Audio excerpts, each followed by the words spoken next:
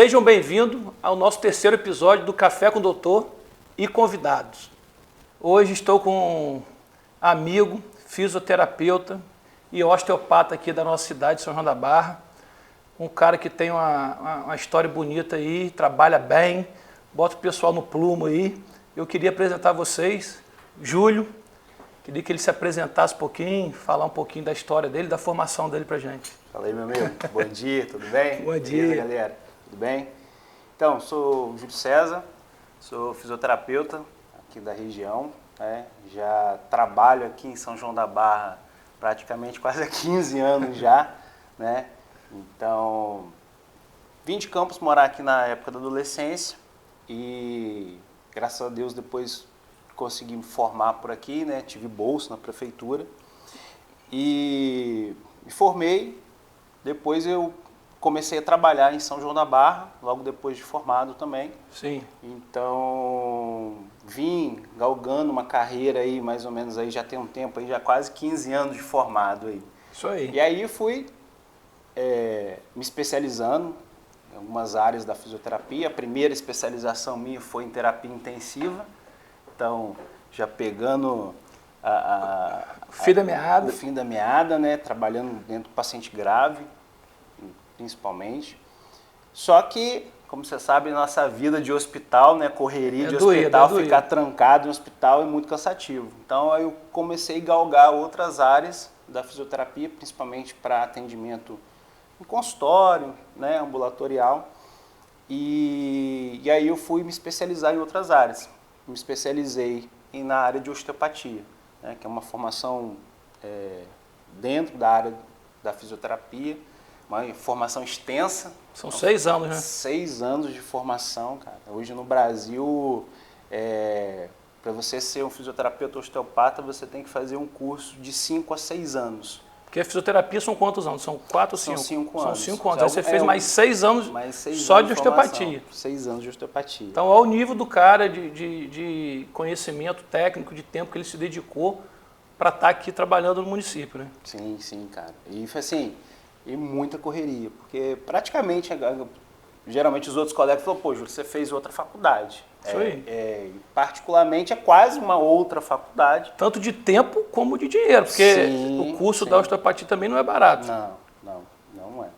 E é uma formação, assim, que dá para o profissional fisioterapeuta, ele é uma formação que te dá uma visão muito legal do paciente, né? Como um todo, né? Como um todo, que a gente chama de uma visão holística, ou seja, a gente olha para o paciente no seu contexto geral.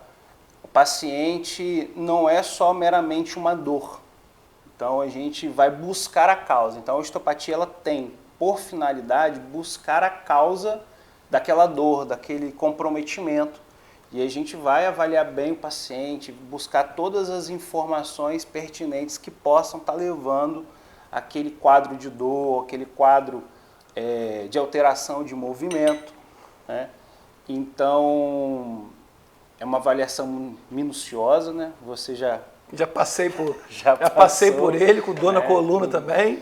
Então, e assim, eu sou fã, sou apaixonado por aquilo que eu faço. É porque, na verdade, a pessoa acha é osso, é coluna, é ombro, e não é, né? É um contexto. Nós temos ligamentos, nós temos nervos, nós temos várias estruturas que levam à deformidade, à dor psicossomática. Sim. Então, a parte psicológica, a parte intestinal, a parte muscular influencia diretamente na parte óssea. Sim. E a osteopatia ela tem essa visão de olhar para o paciente não meramente só, por exemplo, no local. Então, a gente entende que, por exemplo, né, isso de maneira anatômica, de maneira fisiológica, a gente consegue avaliar, examinar e entender que muitas vezes aquela região, por exemplo, o indivíduo pode estar sentindo dor na coluna lombar, né? E às vezes a dor daquela coluna, naquela região, ela é proveniente de outras regiões do corpo. Sim.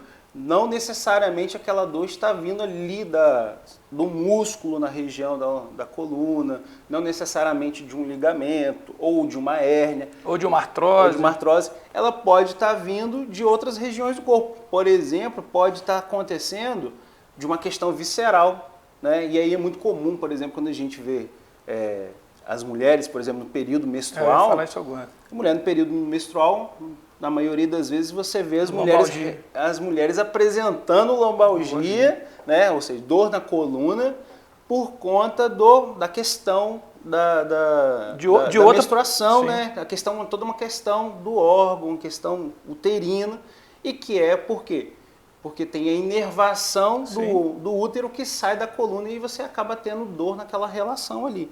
Então, a gente consegue olhar e entender que eu posso ter um problema na coluna, abre aspas, um problema que eu digo, uma dor, mas essa dor não está vinculada necessariamente a um problema articular ou muscular. Ele pode estar vindo de outras regiões, de uma víscera, pode estar vindo de uma compensação, de alguma alteração. Uma deformidade no pé, por exemplo. Do joelho, do quadril. Reflete lá em cima. Né? Ou até, por exemplo, lá de cima para baixo. A gente tem essa visão, né, de alterações, por exemplo, de uma disfunção da ATM, a disfunção da articulação da mandíbula, né? E isso interferir na região lombar. Sim. E assim, parece uma doideira, né? É muito parece longe. uma viagem, né? Mas existe estudos amplamente já divulgados demonstrando essa relação anatômica, essa correlação fisiológica, muscular, que vai levando a esses quadros de dor. E aí, por isso a formação é muito extensa, né? É porque é muita coisa, é o corpo todo. Sim, muito extensa. Então, aí a gente estuda anatomia, fisiologia, ou seja, patologia, isso é exaustamente. Para chegar no fim que você quer identificar a causa do problema. Isso aí. Aí você vamos pegar você já entrou falando da osteopatia.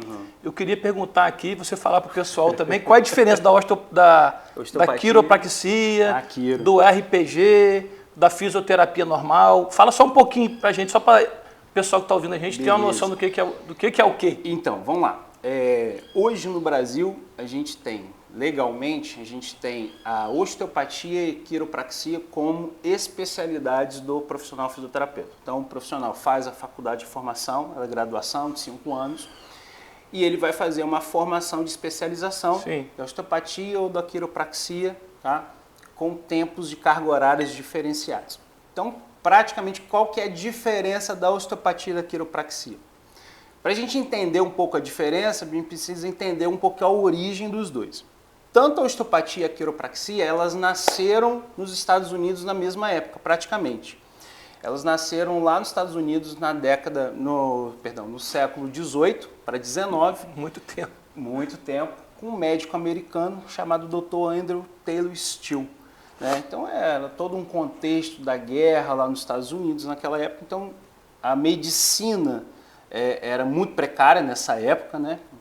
Então existia um médico que começou a trabalhar olhando mais para o contexto natural do indivíduo. Sim. Então ele começou a utilizar algumas manobras manuais para poder ver se surtia algum efeito no indivíduo.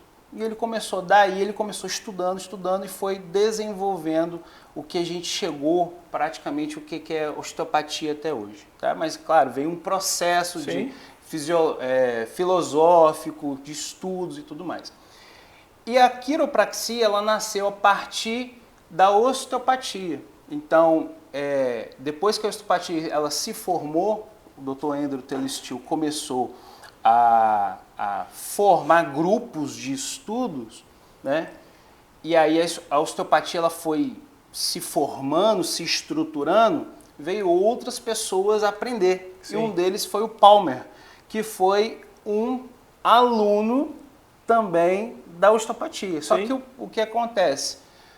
O Palmer ele começou atuando de forma um pouco diferenciada do que a osteopatia.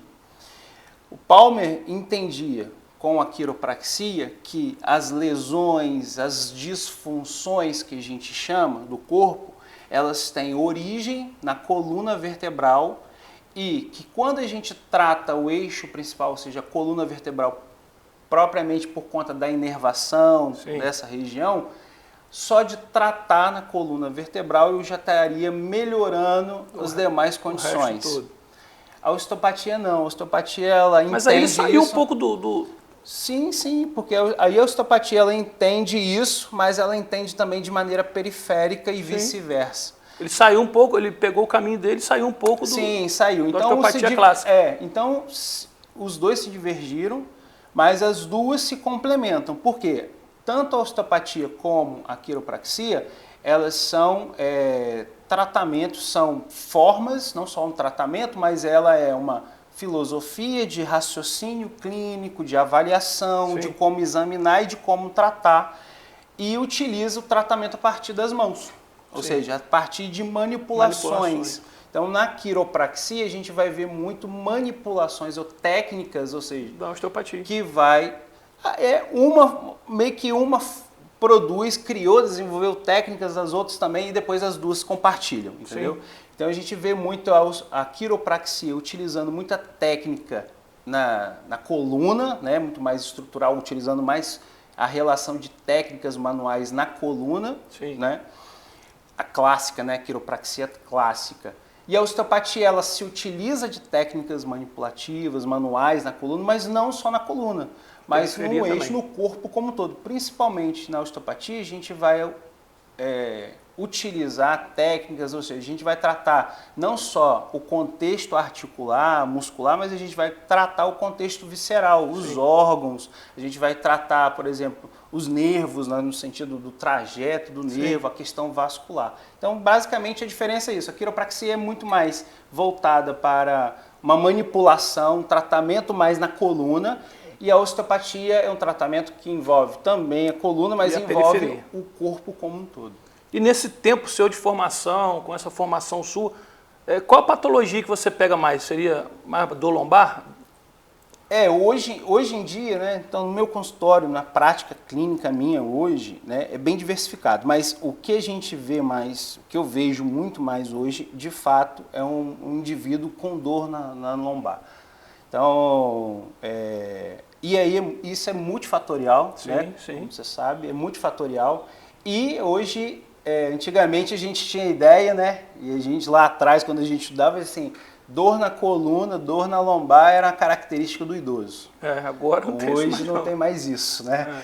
Hoje a gente vê o indivíduo com dor lombar, seja criança, eu recebo no meu consultório criança, adolescente, adulto, jovem, idoso. Não tem mais um padrão de idade. Não tem mais um padrão. Eu vejo isso também. Não tem mais um padrão. É claro, tirando as situações específicas de um idoso, muitas vezes onde ele tem uma artrose, alguma coisa assim, né? Um processo degenerativo nas costas, mas a gente vê muito no contexto, principalmente hoje, no obeso.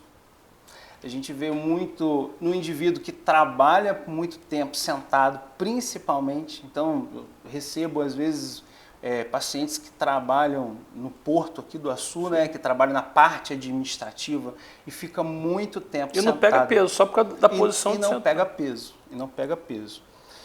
E aí, o interessante é que, às vezes, eles perguntam assim para mim, doutor, mas essa dor aí é a minha postura.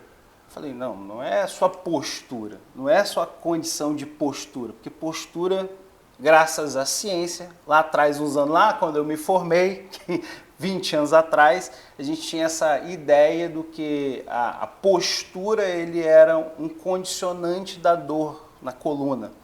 E hoje os estudos científicos já mostram o contrário. Hoje a dor, a postura não é um condicionante da dor, mas a falta de trabalho dessa musculatura que leva o indivíduo a sentir dor, né? E aquela velha história que às vezes chega para você, chega para mim no consultório. Doutor, eu acordei assim, acho que foi meu travesseiro, foi meu colchão. Mas eu viro e pergunto assim, mas você dorme no seu colchão tem quanto tempo? Eu tenho meu colchão há 10 anos. E sentiu dor agora. Sentiu dor agora. Então eu falo assim, então não tem uma relação do seu colchão. Mas a gente vê muito hoje o adulto jovem hoje com essa queixa. E cada vez mais, né? E aí eu falo também por ser professor universitário, né? Então, a gente estuda, lê muito, então cada vez mais a gente vê os índices de afastamento, né? de trabalho, por causa questão de dor nas costas, dor lombar. Então, Júlio, no consultório, como você falou, essa estatística de paciente idoso, eu vejo muito isso. E hoje eu estou vendo mais pessoas novas do que os velhos. Os velhinhos normalmente não reclamam tanto de dor na coluna como os jovens. Sim. Aí eu acho que também, não sei se é desde cedo com mochila pesada também, você falou em relação à dor da postura, mas eu acho que eu estou pegando muita criança com escoliose, muita criança, adolescente com escoliose. Eu acho que também a postura do dia a dia, às vezes a pessoa já tem uma leve escoliose e por ficar com postura inadequada, e não manipular, e não ter um tratamento, não ter um fortalecimento, vai evoluindo, vai piorando, entendeu? Então, acho que tudo tem um contexto, como você falou aí, tem os estudos, mas atividade física é pouca, o pai e a mãe também hoje trabalham pra caramba, não está vendo o filho em casa, como é que ele está se portando. As escolas estão... Eu falo isso para o meu filho. A mochila do meu filho, cara, para eu levar é pesada. Aí o moleque está com 8 anos agora, queria que eu comprasse uma mochila de costas. Eu falei, rapaz, você vai levar mochila de rodinha até o dia que você puder. Porque é pesado demais, os caras, 8 anos, uma mochila que é pra gente, fica pesado, imagina para a criança botar nas costas. Aí, às vezes eu fico me perguntando a necessidade disso, dizendo, será que ele utiliza aquela quantidade de material naquele dia? Mesmo que se estiver utilizando, a gente vai ter que pensar alguma forma de cada um ter um armáriozinho e deixar os livros em casa, entendeu? Mas eu te falar uma coisa, não sei se você vai concordar comigo. O que acontece? Hoje a gente vê, você está falando, essa incidência, essa questão na criança, e eu falando a questão do adulto jovem, mas se a gente reparar na nossa idade enquanto criança, né, ou 10, 20, 30 anos atrás, a criança brincava. Hoje é só celular e televisão. Aí é o tal de ficar sentado. Justamente, entendeu? Então a criança... Já está sedentária desde nova. A criança brincava, a criança corria, jogava subia, bola. A gente caía por cima do pescoço, não dava nada. Pois subia a árvore, pintava. É verdade. Hoje, o que a gente vê as crianças celular hoje em dia? E televisão. Então, assim, a criança está mais tempo parada, sim, fechou. Inativa, ela não trabalha, o corpo dela não trabalha a musculatura dela, assim como aquele adulto jovem que está lá sentado o dia todo no computador. Tipo eu, igualzinho. Dou lombar direto por causa de quê? Não faz uma atividade física. Estou cansado de falar com você, rapaz, vai fazer atividade física, Desde a primeira vez que ele me manipulou lá, ele falou, rapaz, você tem que mudar a sua vida, você tem que fazer exercício físico. Eu falei, rapaz, vou fazer. Pergunta se eu fiz até hoje, tem 1 ano isso. Outra coisa também, aqui no 5º Distrito, eu trabalho lá, e eu vejo muito adulto jovem com problema de coluna, hernia de disco, mas aí eu acho que é por causa do trabalho deles. Da condição, né? Da condição de trabalho. Eu trabalho lá com maxixe, com abacaxi, com as culturas que tem que trabalhar muito tempo abaixado. Como é que fica o dia inteiro trabalhando abaixado, pegando caixa, plantando, colhendo? Eu na minha história, na minha história em São João da Barra, eu conheço bem São João da Barra, porque eu já rodei esse município todo. Então, você foi coordenador um tempo aqui da fisioterapia, né? E trabalhei no município aqui, praticamente no município, no contexto público, durante uns 10 anos. Já. Então, eu rodei esse município todo. Sim. Então, por exemplo, lá no 5º Distrito a gente vê muito isso. O trabalhador rural nessa condição de muita dor e muito desgaste do trabalho, de ficar muito tempo abaixado, né? Pegando peso. O plantador, né? Nessa questão. Mas é o que a gente está falando. Tem situações que é muito característico da região, né? Por exemplo, a gente vê muito trabalhador rural lá no 5º Distrito. Mas aí agora você vem para a sede aqui em São João da Barra, você já vai ver... o sedentário que fica sentado trabalhando. Que fica sentado. Cada região tem um porquê do problema. Justamente. Aí você, às vezes, por exemplo, lá, quando eu trabalhei um tempo lá no 5º Distrito, eu não via tanta criança com problema. Sim. Nessa porque condição. Lá não tem não fica tanto celular e telefone. Justamente. Outra perguntinha aqui, que eu não sei se o pessoal vai gostar, mas e os estalidos? Na hora da manipulação, tac. Faz isso aí, ó. Faz isso? Isso aí é o quê? É a junta que está saindo do lugar? É o quê? A articulação que está pulando? Fala um pouquinho pra gente, que muita gente tem medo disso aí. Tem, verdade. Rapaz, tem que gastar saliva no consultório para poder falar com o paciente, para que ele entenda que esse barulho, né, não tem nada quebrando, não tem nada, não é articulação quebrando. E é um dos grandes medos até engraçado, quando o paciente está no consultório, né, e às vezes eu tenho que fazer alguma técnica na cervical, aí já era. Quebra uma pescoço. Já trava tudo, já fica com medo. Então, isso é muito típico dos filmes, né, que a gente via. Mas o que acontece? Articulação, né, toda articulação sinovial, uma articulação que produz líquido, tem líquido dentro dela. Esse líquido tem um metabolismo próprio, né? E ele produz gás, que é normal do metabolismo ali. Sim. Né? E aí o que acontece? Aquele gás ali, ele fica encarcerado dentro da articulação. A articulação é um componente totalmente fechado, sim, né? A vácuo, por assim dizer. E aí o que acontece? Produz gás. Quando a gente aproxima essa articulação ou a gente afasta a articulação, essa bolha de gás ela estoura. E aí faz esse fenômeno que a gente chama de cavitação, que é esse barulho que a gente ouve, né? E aí o que acontece? Por exemplo, eu estalei aqui meu dedo, você vai sim, fazer aí, vai fazer o barulho, tá? Cavitar, é o termo técnico para isso. Daqui a 10 minutos você vai lá e faz de novo. Por quê? Produziu gás novamente. Sim. Né? E aí, geralmente, quando a gente vai fazer algumas técnicas, principalmente quando envolve coluna e tudo mais, tem esse barulho, a cavitação. Né? E aí eu sempre explico muito aos pacientes que, assim, pode ficar tranquilo que não é nenhum desgaste da articulação, não é osso quebrando, não é cartilagem quebrando, que é um barulho totalmente diferente, né? Um barulho articular, de cartilagem, de crepitação, né? De crepitação, de desgaste. É totalmente diferente. E aí as pessoas perguntam, mas eu vi muito se fazer isso no dedo, o dedo vai ficando, as juntas vão ficando maior. Não, isso não tem nada a ver, não tem nenhuma relação. É simplesmente uma bolha de gás que estoura e faz o barulho característico e pronto. E a coisa tão doida, eu estava lendo um artigo de um ortopedista americano que ele fez um estudo nele mesmo, que ele ficou 10 anos instalando só uma mão. Uhum. Para saber se evolui com artrose e depois de 10 anos comparando as articulações normais, não teve desgaste nenhum por causa disso. Não apresenta desgaste, não acontece, não. Quando a gente faz essa técnica principalmente, né, pensando no contexto articular, é porque essa bolha de gás ela meio que aperta muito a articulação e acaba atrapalhando na movimentação, sim, de certa forma da articulação.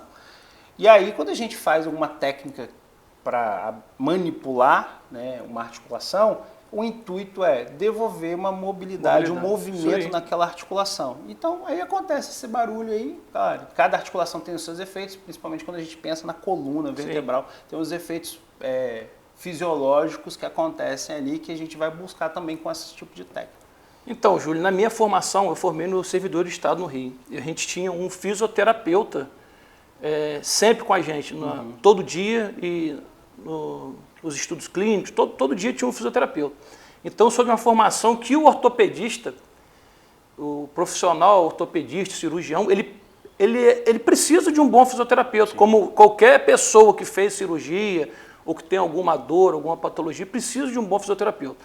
Não tem como a gente operar um paciente e mandar o cara para casa e não fazer uma reabilitação.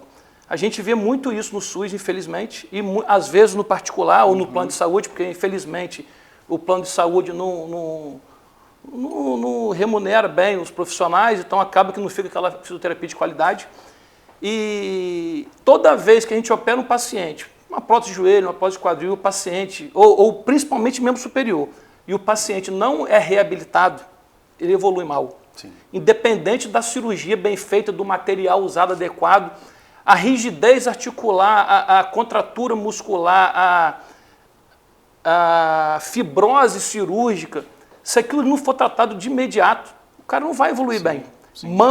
Mão, membro superior, o cara ficar 15 dias, um mês parado, é é problema na certa, é rigidez e talvez muitas das vezes depois fizer um bloqueio ou uma anestesia para a mobilidade, a gente não consegue ganhar mobilidade. Então é fundamental que as pessoas comecem a entender isso, que a fisioterapia como um todo é fundamental para o tratamento não só da dor de coluna em geral, principalmente no pós-operatório, entendeu? Porque não existe a pessoa ir lá, opera a pessoa, bota uma placa, a gente para chegar no osso, a gente passa por músculo, a gente passa por tendão, a gente passa por nervo, e aquilo ali, ele é mexido, ele é manipulado e vai passar por uma cicatrização. E normalmente eles têm movimento, a face, a musculatura, os tendões. Se aquilo ali, bicho, ficar um mês parado, cola tudo, entendeu? E não tem fisioterapeuta pós-graduado em Harvard, nada que vai conseguir. Então eu queria passar isso porque é fundamental uma fisioterapia de qualidade, tanto no particular como no SUS ou no plano de saúde, e a gente tem que evoluir com isso. Porque as sequelas são piores do que talvez a lesão. Concordo. Entendeu? Mas hoje, né, no contexto geral, né, do nosso país, a gente está vendo de fato um crescimento grande, exponencial, aí, pensando na fisioterapia. Né? A fisioterapia é uma profissão jovem, tem no Brasil 50 anos, só no Brasil, legalizada. Né? Então é uma profissão que veio crescendo muito e ganhou muito espaço e vem ganhando muito espaço, principalmente durante o Covid aí, né? Então, a gente está tendo, eu enquanto professor universitário também dou aula para o curso de fisioterapia, então, cada vez mais a cobrança, né? Eu enquanto professor, eu realmente cobro do aluno, eu tento embutir na cabeça do aluno que ele não está ali meramente por fazer uma disciplina ou só para se formar. Ele tem que ser o melhor, ele tem que ser um profissional, porque a responsabilidade dele perante um outro ser humano é muito grande. Muito grande. Muito grande. Então, ele tem que se dedicar, ele tem que estudar, ele tem que se dedicar, justamente por isso, porque a gente vem vindo, né, de um contexto, muitas vezes, de má formação profissionais, né, e é isso num contexto geral. A não valorização do profissional. A não valorização. E que acaba muitas vezes, o que a gente vê muitas vezes, eu procurei, fui fazer fisioterapia, fiz 10 sessões e não resolveu o problema, infelizmente. Mas aí eu falo assim, é um contexto do sistema, é um contexto da má formação às vezes do profissional, é um contexto que envolve várias complicações. Então a gente precisa hoje pensar assim, precisa melhorar cada vez mais a formação, os profissionais precisam se conscientizar da demanda deles. E muito mais, a população precisa se conscientizar não só da questão que ele precisa de um fisioterapeuta, mas ele precisa se conscientizar primeiramente que ele tem que se cuidar. Para que isso não aconteça, ou seja, não chegue a um quadro de cirurgia. Né? Claro, existem situações traumáticas que não tem para onde correr. Mas a prevenção, e aí quando a gente fala em prevenção, né, num contexto músculo-esquelético, primeiro fonte de prevenção, e isso é unânime nos estudos para dor e para tudo mais, para a questão da obesidade, para dor articular, para alteração de articulações, é o quê? Atividade física. Se a gente tem uma população obesa, se a gente tem uma população sedentária, consequentemente essa população vai evoluir para problemas futuramente. Então, hoje você, enquanto ambulatório, enquanto consultório, né, a mesma coisa, a gente vê no contexto geral. Se a gente busca a história desse indivíduo, a gente vai ver que é um indivíduo que muitas vezes é muito sedentário. Né? Ou teve hábitos de vida que... Estou me enquadrando nisso aí. Meu amigo Júlio, quero te agradecer a presença aí, agradecer o papo, que acho que foi esclarecedor para várias pessoas. Eu acho que a gente tem que fazer uma live aí nós dois. Sim, com algumas perguntas que vão acontecer aí, vão surgir. A gente monta uma livezinha para a gente tirar várias dúvidas, porque ficou... É muito papo para pouco tempo. Verdade. Eu acho que uma live vai valer a pena. E eu que agradeço aí o convite, né, de estar aí participando com você, da gente bater esse papo aí, esclarecer um pouco mais da nossa atuação, do nosso trabalho, né, e a importância do nosso trabalho. trabalho em conjunto, principalmente, Isso aí, né? ortopedista, então, fisioterapeuta. A gente não existe aquela velha história, não existe andorinha, uma andorinha que faz verão. Isso aí. Então a gente precisa estar junto num contexto da profissão, da questão da saúde. Saúde não se faz sozinho, saúde se faz em comunidade, de mãos dadas com os outros colegas, né? E vamos botar esse projeto aí, fazer uma live aí. Obrigadão, meu amigo. Valeu. A paz do Senhor te abençoe.